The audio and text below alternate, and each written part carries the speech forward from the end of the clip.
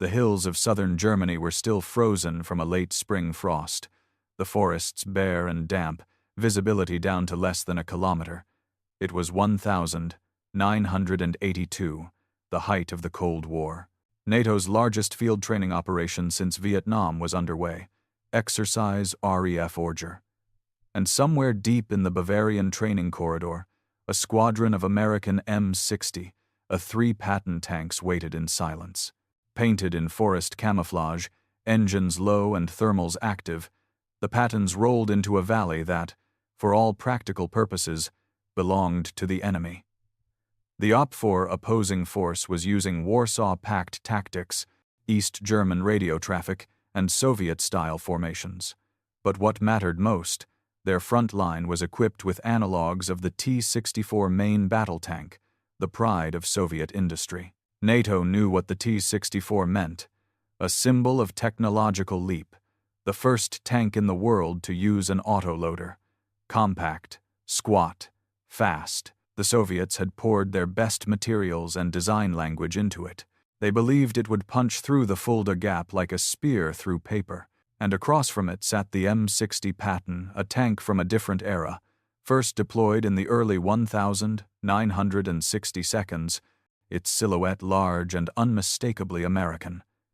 Even with its latest upgrades, the M60 was dismissed by Soviet planners as second-rate steel, too slow, too exposed, too vulnerable. But that morning, the battlefield said otherwise. The Pattons didn't maneuver for flanking shots. They didn't try to outpace or outgun. Instead, they waited in silence, targeting computers warmed, rangefinders sweeping tree lines, turret motors still. When the Soviet formation tanks crested the hill to charge, they were met not with movement but murderous precision. One by one, the mock T-64 seconds were destroyed. First volley, 6 kills. Second volley, 4 more. Then silence, broken only by the call signs echoing over secure NATO comms. Targets neutralized, 0 casualties. American observers blinked. The kill ratio wasn't just favorable, it was devastating. 11 opposing tanks destroyed in under 4 minutes. The Pattons hadn't even moved. Command post analysts called it luck. Soviet doctrine dismissed it as Western exaggeration. But to the men in the valley, there was no debate. The slow, obsolete M60. Patton had just shattered the backbone of Soviet armor theory in a simulated battle that looked more like an ambush than a fair fight. This wasn't a fluke. It was the beginning of a truth Moscow refused to accept. The tank they had laughed at could kill them faster than they could react. In the marble corridors of Moscow's main armored directorate, the laughter wasn't symbolic, it was real. For much of the 1970 seconds, senior Soviet commanders openly mocked the M60 Patton. They called it a museum piece, a battleship on tracks, tall, slow, and easy to spot. In classified briefings, they labeled it doctrinally inferior, incapable of surviving a modern tank engagement. Western reports of M60 upgrades were brushed aside as Cold War bravado, and their reasoning wasn't without foundation, at least on paper. The M60 was indeed a product of an earlier design philosophy. Unlike the sleek, compact Soviet T-64, the Patton retained a 4-man crew, used a manual loader, and stood more than 3 meters tall, making it a target across open terrain.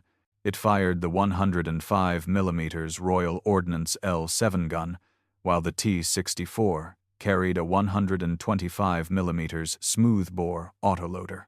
The Soviet tank was lighter, faster, and required 1 fewer crew member to operate. And, most critically, it was protected by composite armor, a technology the West wouldn't match until the M1 Abrams. In Soviet modeling exercises, the T-64's smaller silhouette and faster reload speed gave it an enormous advantage. They simulated wave attacks where Pattons were overwhelmed within minutes. They drew lines on maps showing Fulda Gap crossings where M60s would die in place while Soviet tanks kept rolling. The T-64 was seen as the hammer that would break NATO's defenses. And the Patton? A placeholder. a relic waiting to be buried. What they didn't account for were three fatal variables: visibility, survivability, accuracy. The T-64's low profile came at a cost: internal space. Soviet gunners sat cramped, their visibility poor even under ideal conditions. Optics were basic, night vision rudimentary. Under combat stress, visibility dropped to near zero outside narrow periscope slots. And survivability? The T-64 carried its shells unprotected within the crew compartment. One penetrating hit could set off a catastrophic ammunition cook-off, instantly incinerating everyone inside. The vaunted autoloader, so often praised, became a deadly weakness, reducing internal safety to save seconds in reload time. Meanwhile, the M60 Patton was evolving. What Moscow called slow was actually stable. What they mocked as manual was reliable under duress. The gunner had better optics, the loader had more space to work, and the crew critically wasn't sitting on their own ammunition. But the biggest error in Soviet assumptions?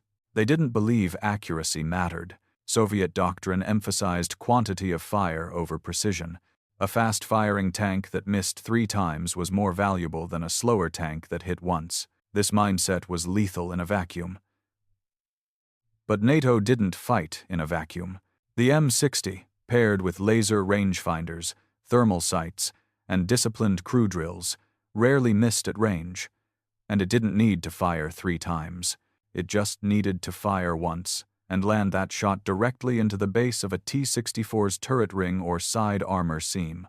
In that room of wrong assumptions, Soviet planners believed their tanks would win on metrics: gun size, reload time, speed. But they missed the only metric that mattered: which tank kills first. And in the forests of Central Europe, the Patton was about to prove that, overwhelmingly, it did.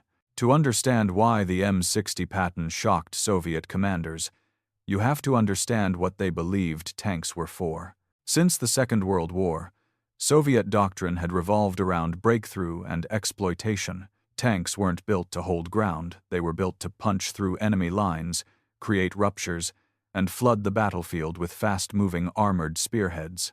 It was blitzkrieg evolved and industrialized. Quantity mattered more than nuance. Tanks needed to be small, light, mass-produced, and fast. And the T-64? It was the tip of that spear. When the T-64 debuted in the early 1960 seconds, it represented a leap forward. Revolutionary. 125 mm smooth-bore gun, advanced composite armor, compact profile for a smaller target, and a first-of-its-kind autoloader system. Soviet strategists envisioned legions of these tanks surging across the plains of Europe, exploiting gaps in NATO defenses, reaching the Rhine in under 10 days. Their formations were designed for shock-overwhelming sensors and firepower with sheer momentum. But here's the flaw. They assumed NATO would try to match them in maneuver. They expected the Americans to meet their speed with speed, their wave tactics with mobile counterpunches. They imagined tank-on-tank duels across open plains. They didn't anticipate layered defense zones, kill-box tactics, and disciplined precision fire from dug-in M60s waiting behind every ridge. American doctrine wasn't about breakthroughs. It was about stopping breakthroughs cold. The M60 Patton, in this role, wasn't a dueling saber. It was a trapdoor. It waited in hardened positions, with laser rangefinders, thermal sights, and pre-planned fire coordinates. While Soviet tanks moved fast, Pattons shot first. And in modern tank warfare, the side that fires accurately first almost always wins. More importantly, NATO never relied on the M60 alone. Every Patton was part of an integrated battlefield web. Tau anti-tank missile teams hidden along likely approaches, helicopter support from AH-1 Cobras, and later Apaches, artillery observers feeding coordinates in real time, and radio links to command units coordinating fire missions at scale. It was a doctrine of depth, of deliberate slaughter zones, and while Soviet tanks were built to rush forward and engage, they were not built to survive layered, overlapping fire from multiple vectors at once. The T-64's armor, designed to deflect hits from the front, became vulnerable from the side as Pattons hit from unexpected angles. Its autoloader, built to save one crew member, became a shrapnel cannon when penetrated. Its optics, designed for broad fields, became blind in smoke, fog, and at night while Pattons calmly sighted targets in infrared. Soviet planners thought the T-64 would win the next war in Europe by sheer force. But the war they were planning for didn't exist anymore, because in the real battlefield, it wasn't about who advanced faster, it was about who died first. And as Reforger and Hohenfels would soon show, the Patton had an answer for that. Not us. Autumn 1979. West Germany. Exercise. Certain Rampart, a large-scale NATO wargame simulating a Warsaw Pact invasion through the Fulda Gap. Weather. Overcast, rain-slicked mud, visibility low. The kind of battlefield the Soviets expected to dominate. On one side, a composite red team force emulating Soviet tactics and equipment. Their tanks were played by Leopard 1 second and AMX 30 seconds, simulating the capabilities of T-64 seconds. Fast, aggressive, pushing hard into wooded areas and river crossings. Their job, break through. On the other side, U.S. M60A3 Patton tanks from the 3rd Armored Division. Crews trained to dig in and kill, not to move and duel. Their tanks were considered outdated even by U.S. standards, at least by politicians in Washington. In Pentagon budget papers, the M1 Abrams was already looming as the future. But the M60A3 wasn't done yet. Not even close. The Patton crews in this exercise were equipped with brand-new thermal imaging sights, AN, VVG, 2 laser rangefinders, and digital fire control computers, technology far beyond what most Soviet crews had ever faced. To the Red Team, the Pattons looked like easy targets, until they opened fire. The first engagement took place at 0900 hours near the village of Bad Hersfeld. In a misty valley, a unit of 12 Soviet analog tanks attempted to rush a NATO control point. The terrain gave them cover, or so they thought. The M60s had been watching for hours. At 2,000 meters, the Pattons began firing, not with volleys, not with desperation, but with measured, calculated shots. Within 90 seconds, 5 enemy tanks were killed. Within 4 minutes, the remaining 7 were knocked out, and not a single M60 was hit in return. The observers on the ridge thought their equipment had glitched. We assumed the kill sensors failed. There's no way they got all 12, said one NATO evaluator, but they had, and they had done it from a standstill, in poor visibility, using weapons the Soviets considered obsolete. This wasn't a fluke. Over the next 72 hours of the exercise, M60A3 units posted a 3-to-1 simulated kill ratio against all Red Team armor, day or night, rain or fog, front on or from the side. Thermal sights didn't care about smoke. Laser rangefinders didn't need perfect visibility, and American crews, trained to identify target silhouettes in seconds, rarely missed their first shot. Soviet observers embedded with the Red Team were stunned. Their entire assumption that NATO tanks would be too blind, too slow, too outdated to resist a Soviet charge had just exploded in live simulation. They didn't even move. One East German officer was heard muttering, "They just shot, and we died." And this wasn't the Abrams. This was the old tank, the one they had laughed at, the one they thought was a death trap. Turns out, it was a precision weapon. And for the Soviet command, this was the first hint of a much bigger problem. If the M60 could do this, what else had they gotten wrong? The reports filtered in slowly, first from East German liaison officers, then from Warsaw Pact observers embedded in NATO exercises. Each debrief carried the same unsettling message. The M60 Patton was not obsolete. It was killing T-64 analogs at long range. It was surviving simulated first contact, and worst of all, it was doing it with systems the Soviets didn't fully understand. Back in Moscow, the GRAU, Main Armored Directorate convened a closed-door review.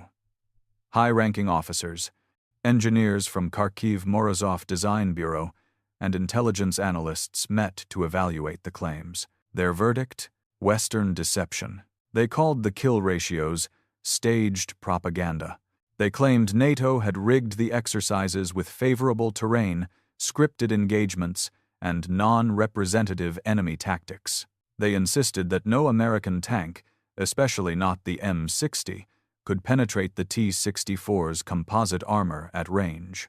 They were wrong, but their denial was political as much as technical. The T-64 was not just a tank. It was a symbol of Soviet engineering supremacy. Its revolutionary autoloader, laminate armor, and high-velocity 125mm gun were held up in state-run newspapers as proof that the USSR had leapfrogged the decadent West, admitting that this machine built in Kharkiv, fielded by elite Guards divisions, could be defeated by a design dating back to 1959, was ideologically impossible. So they rewrote the narrative. The official conclusion: NATO had overestimated the M60's accuracy. The laser rangefinder was too sensitive in poor weather. Thermal sights were no substitute for Soviet optics.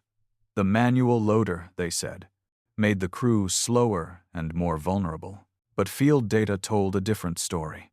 Classified Soviet intercepts revealed that U.S. Patton units were routinely scoring first-hit kills at 1,800+ meters, while T-64 simulations were rarely hitting targets beyond 1,200. Moreover, documents from Warsaw Pact training evaluations began to leak upward, describing consistent vulnerabilities in the T-64. Poor lateral armor, ammunition stacked without blast shielding, recurrent autoloader jams under high stress, limited night vision range. Still, GRAU held the line. The M60 remained listed as a limited threat transitional platform in Soviet threat manuals. Intelligence estimates suggested the U.S. would fully phase out Pattons within 5 years. The real danger, they argued, would be the M1 Abrams, not the M60. But they were missing the point. The Abrams hadn't even entered combat trials. Yet here was the M60, performing like a tank a generation ahead of its specs, because its strength wasn't just mechanical, it was doctrinal. The Soviets had built tanks to rush. The Americans had built tanks to wait, see, and shoot. And the M60, quietly but efficiently, was showing that this patient killer, with a stabilizer and a laser, could erase Soviet formations before they ever got close enough to fight back. The warning signs were flashing, and in Moscow, no one wanted to see them.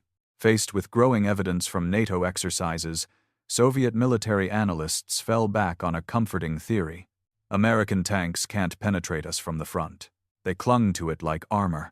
According to this belief, the M60 Patton's 105mm gun, based on the British Royal Ordnance L7, simply lacked the kinetic energy to breach the T-64's frontal composite glacis. On paper, they were right.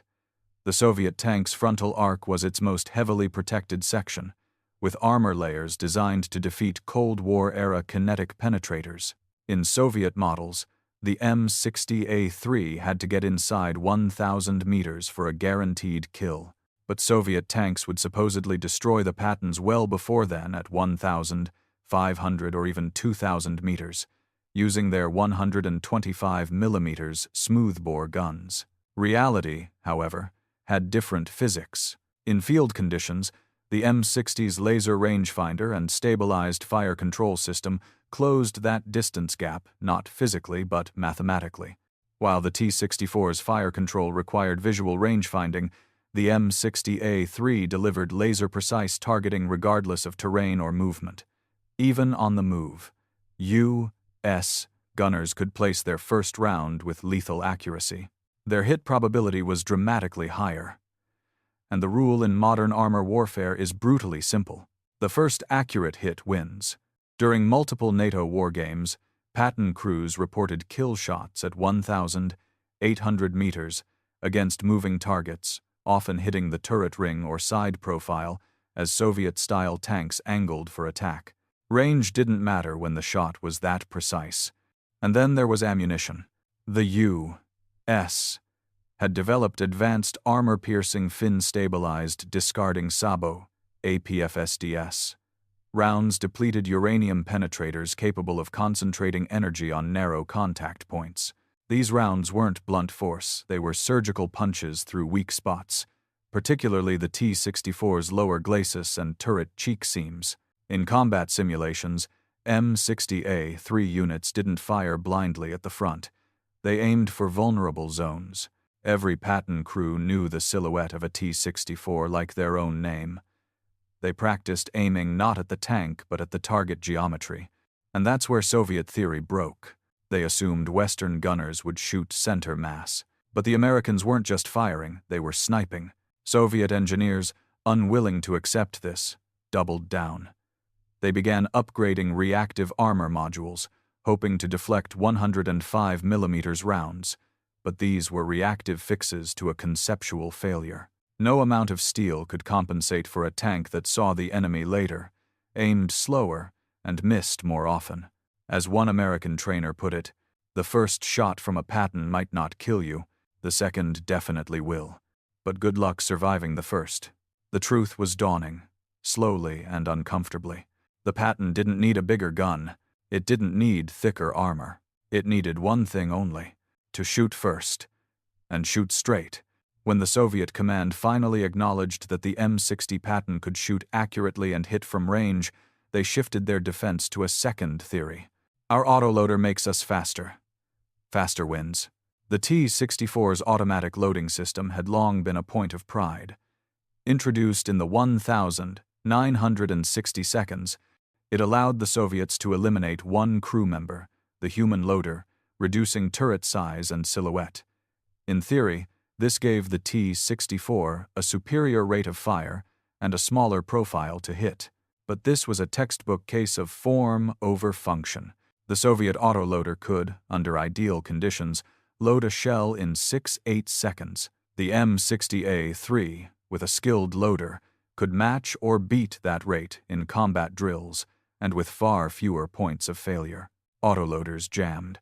They misfed under shock. If the tank hit uneven terrain mid-load, the system stalled. Worse, the carousel-style ammo storage design meant that explosive rounds were stored inside the crew compartment, surrounding the crew.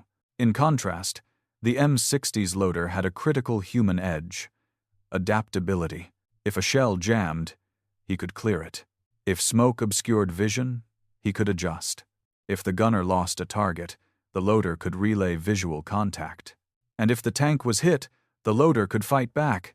But in the T-64, a single penetrating hit could ignite the autoloader and detonate the entire ammo carousel, instantly turning the tank into a fireball. Western analysts dubbed it the jack-in-the-box effect. When a Soviet tank was hit, its turret often blew clean off. During NATO evaluations of captured Middle Eastern Soviet tanks, including models using T-64-based autoloaders, investigators found that over 70% of crew fatalities came not from the impact, but from internal ammo cook-offs triggered by autoloader hits. Yet in Moscow, this was brushed aside. They claimed the M60's human loader was a liability more vulnerable, more prone to error, slower to react. But again, they missed the battlefield truth. In modern armored warfare, the first shot matters most, but the second shot, if needed, must come without fail. An autoloader might reload in 7 seconds, but if it failed on shot 2, the tank was dead before 3, and that happened often. In Reforger and Hohenfels war games, M60s routinely scored kills on T-64 analogs after the second or third shot because the Soviet-style tanks could not reload, fire, or reposition fast enough to escape precision follow-up rounds. In one simulation, a red team tank had a perfect first shot angle on a Patton. It missed.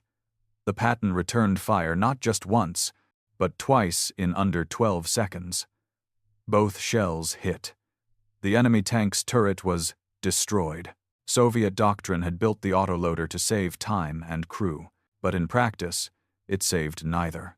And as crews burned inside faster tanks, American gunners inside their slower Pattons kept loading, firing, and surviving. Because in the real war, it wasn't about how fast you could load. It was about whether you could keep fighting after the first mistake.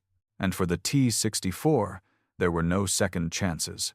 By the early 1980 seconds, Soviet intelligence analysts were confident they understood the M60 Patton's capabilities. Their models classified it as an aging platform, a temporary measure until the United States could deploy the next-generation M1 Abrams en masse.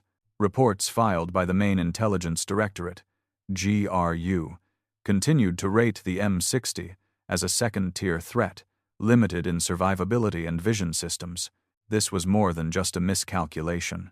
It was a complete, systemic blind spot. Why? Because the M60 Patton had changed, and Soviet intelligence hadn't noticed. Between 1978 and 1982, the U.S. Army began deploying the M60A3 variant, a fundamentally modernized platform that bore little resemblance to its earlier iterations. It wasn't just an M60 with new paint. It had an VSG, 2 thermal imaging sights, an VVG, 2 laser rangefinders, a digital ballistic computer for fire control, stabilized gun system for accurate firing on the move, updated smoke launchers, and electronics. In effect, the M60A3 was no longer a 1,960 seconds tank. It was a 1,980 seconds precision shooter, hardened by 2 decades of war doctrine, evolution, NATO standardization, and relentless American gunnery discipline. But the Soviets didn't see it.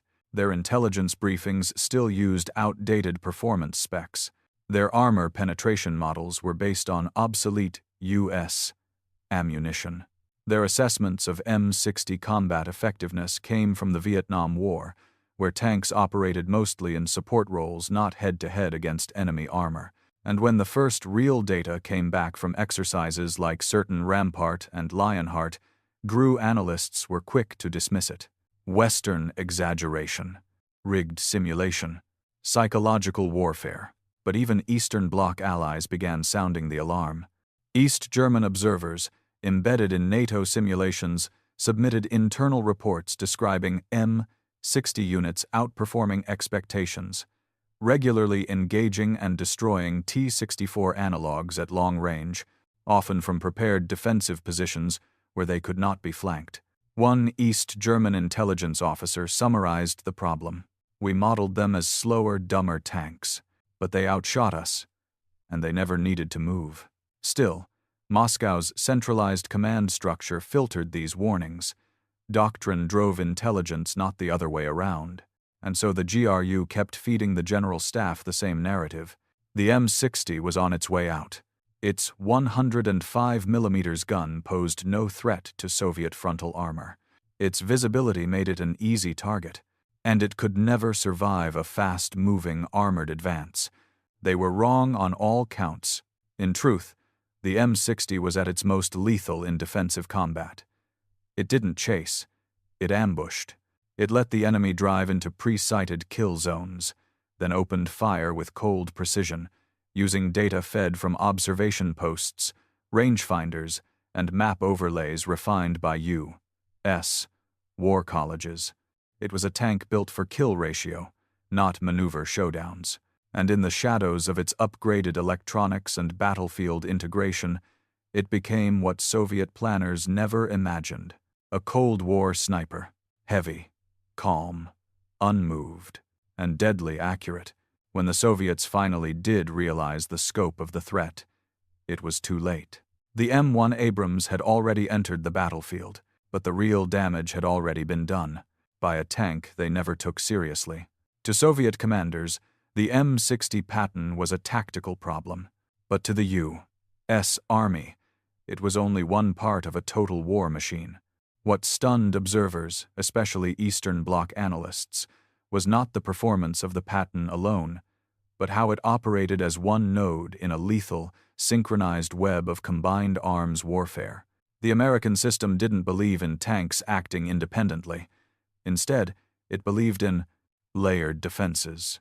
Kill zones pre-mapped by scouts and air recon, artillery on standby with zeroed-in coordinates, infantry support equipped with Tau missiles and Dragon ATGMs, helicopters flying racetrack patterns overhead, ready to strike. And the M60? It was the anchor of this system. Let's break it down. Step 1. See first. Forward observers, often from cavalry or recon detachments, were deployed miles ahead of the Pattons. They relayed position data back via encrypted radio. By the time Soviet-style tanks rolled into engagement range, the M60 crews already had range, bearing, and movement vectors. Step 2. Blind the enemy. The M60A3's smoke launchers weren't just for retreat, they were for shaping the battlefield. When fired into wind, they created vision corridors, funneling enemy tanks into exposed lanes.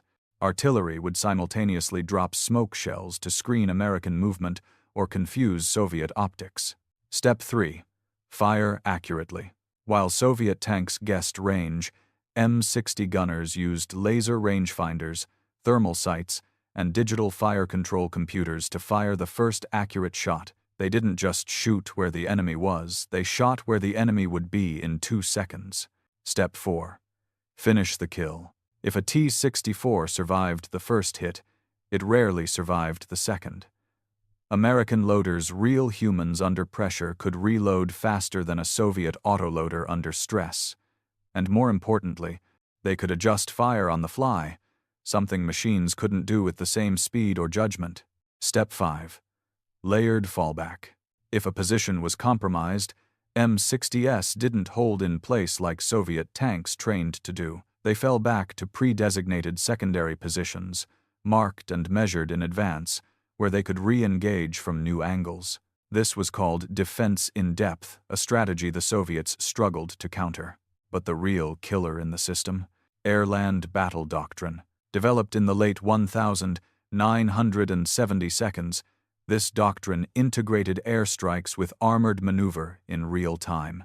When M60 units faced large Soviet-style formations, they could call in a 10 Warthogs, phone 111 seconds, or attack helicopters to strike the rear echelon's ammo carriers, command vehicles, and bridges. The result? Even if a T-64 survived the M60, it wouldn't survive the next layer of attack. 1 U.S. Army colonel described it bluntly. We don't fight tanks with tanks.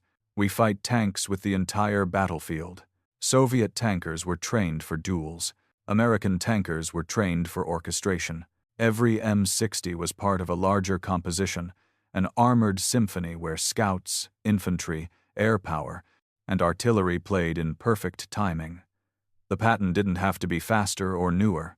It just had to play its role. This was what the Soviet command never truly understood. They believed in numbers. America believed in synchronization. The M60's victories weren't won by speed or steel, but by better information, better coordination, and better integration into a total war machine. While Soviet tanks advanced into battle alone, Pattons never fought alone. They were always part of something bigger, and in Cold War warfare, that was the deadliest upgrade of all. By 1982, Soviet analysts had heard the rumors. Patton tanks were out shooting T-64 analogs in NATO exercises. Kill ratios weren't 1-to-1. They were 3-to-1. Sometimes 4-to-1. But rumors could be denied. Then came Hohenfels, a sprawling training area in West Germany. Hohenfels was home to the Combat Maneuver Training Center where U.S. and NATO forces stress-tested Cold War doctrine under live conditions. And in the fall of that year, it hosted a multinational war game that would become a case study in humiliation. On one side, U.S. M60, 3 Patton units from the 1st Armored Division, hardened crews, combat veterans from Vietnam, new gunnery school graduates trained with cutting-edge electronics and laser-guided patience. On the other, Red Team Opfer, equipped with Leopard 1 second and AMX 30 seconds, simulating Soviet T-64 seconds. They had numerical superiority, they had full knowledge of the terrain, and their commanders were trained in Warsaw Pact doctrine: sprint forward, flank, overwhelm. The scenario was simple: a breakthrough simulation. The Red Team would attempt to smash through a lightly defended valley and exploit the gap toward a logistical hub in the rear. The M60s were dug in 2 layers of defense with concealed firing positions, artillery on call, and infantry units equipped with TOW launchers on the flanks. At 0645 hours, the Soviet spearhead surged forward. At 0648, they lost their first 6 tanks to a coordinated M60 ambush. By 0700, another wave was stalled in open terrain under crossfire. Thermal optics saw through smoke. Laser rangefinders made fog irrelevant. And the Patton's 105mm gun, ridiculed by Soviet planners, punched through simulated armor with surgical consistency. The Red Team never made it past Phase 1. By 0730, 28 enemy tanks were killed. U.S. losses: 4 Pattons, all simulated hits from side angles, none front-on. The Red Team commander was overheard saying, "We never saw them. We advanced. Then we died." NATO observers were stunned not just by the kill ratio, but by how it happened. The Pattons barely moved. They didn't maneuver. They didn't chase. They waited, engaged at long range, and reloaded with terrifying efficiency. Then they vanished into pre-sighted secondary positions and re-engaged from new angles. Soviet-style tactics collapsed. There was no glorious charge, no close-range showdown, only a one-sided killbox where the slower tank became the apex predator, and it didn't end there. Captured footage from Hohenfels was quietly shared with Allied tank crews across NATO. It became mandatory viewing at gunnery schools. The message was simple: the Patton still kills. Back in Moscow, GRU analysts received classified summaries from East German observers. The conclusions were impossible to ignore. Soviet tactics had failed. T-64 simulations were consistently outgunned of us. And most critically, the M60 was still a viable battlefield threat. This wasn't supposed to happen. By 1982, the T-64 was supposed to dominate, but it had just been tactically dismantled by the very tank it was built to replace. One East German general, upon reading the final report, allegedly muttered, "The Americans made a dinosaur into a sniper." And for Soviet armored doctrine, that was more than a tactical failure. It was an ideological catastrophe. For decades, Soviet armored doctrine had marched forward on one simple premise: mass equals victory. Tanks would pour across Europe in great waves, supported by artillery, protected by speed, and executed with ruthless efficiency. That doctrine shaped the T-64, a machine built for fast punches and frontal assaults, designed to overrun defenders through shock, not survivability. But by the mid-1980 seconds, that theory was beginning to collapse. NATO had not only adapted, they had outpaced. Not with speed, not with numbers, but with information, integration, and lethality. The M60 Patton, dismissed for years as a relic, had proven something Moscow refused to accept. An older tank, paired with better doctrine, could destroy a superior Soviet design reliably and repeatedly. This wasn't just a battlefield revelation, it was a strategic embarrassment. In Poland, East Germany, and Czechoslovakia, Warsaw Pact planners began re-evaluating Soviet armored assumptions. Field commanders submitted troubling reports. T-64 losses remain high in all long-range simulations. Crew survival rate continues to drop under precision fire conditions. Autoloader jams occur in over 15% of stress tests.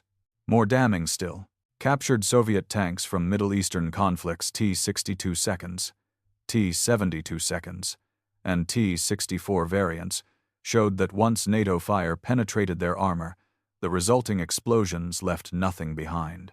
Survivability wasn't just poor, It was non-existent. And as U.S. forces prepared to field the M1 Abrams, Soviet generals realized they had failed to defeat the last generation of NATO tanks. What hope did they have against the next one?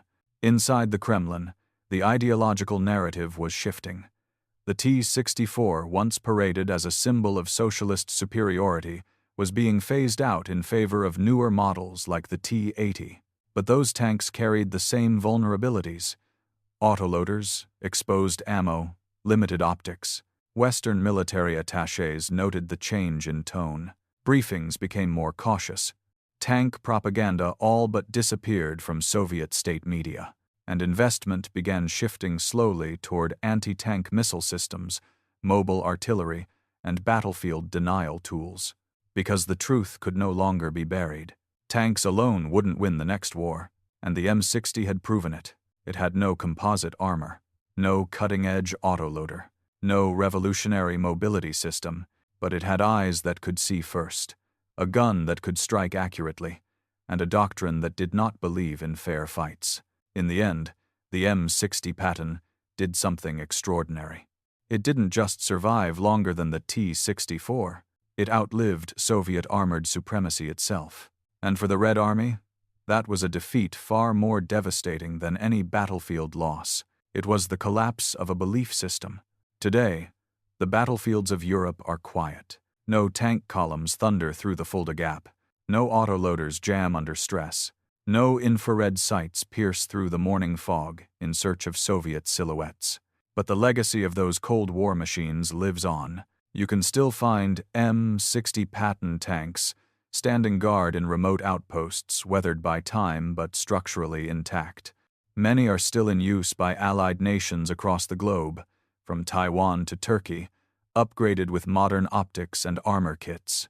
Others sit in museums, their turrets frozen mid-turn, their barrels aimed at nothing. And the T-64? Stripped of its mystique, the once feared Soviet main battle tank has vanished from most professional armies. What remains has been pushed into irregular service or burned out in modern conflicts where survivability matters more than ideology. The turret-popping nightmare, the jack-in-the-box, has become a symbol of Soviet overreach. But beyond the steel and engines lies the real ghost of the Cold War, the realization that technology, without doctrine, means nothing. The M60 Patton was not supposed to win. It was outdated. It was large. It was slow. And yet, it annihilated its enemy not with brute force, but with discipline, data, and design thinking that prioritized survivability, accuracy, and cooperation. American doctrine never put faith in just one machine. It put faith in the system behind it, and the Patton was the patient killer at the heart of that system. To Soviet planners, it was a dinosaur. To NATO gunners, it was a scalpel. And history has recorded the truth. The dinosaur survived. The scalpel cut deeper than expected. And the tank designed to be temporary outlived the empire that mocked it.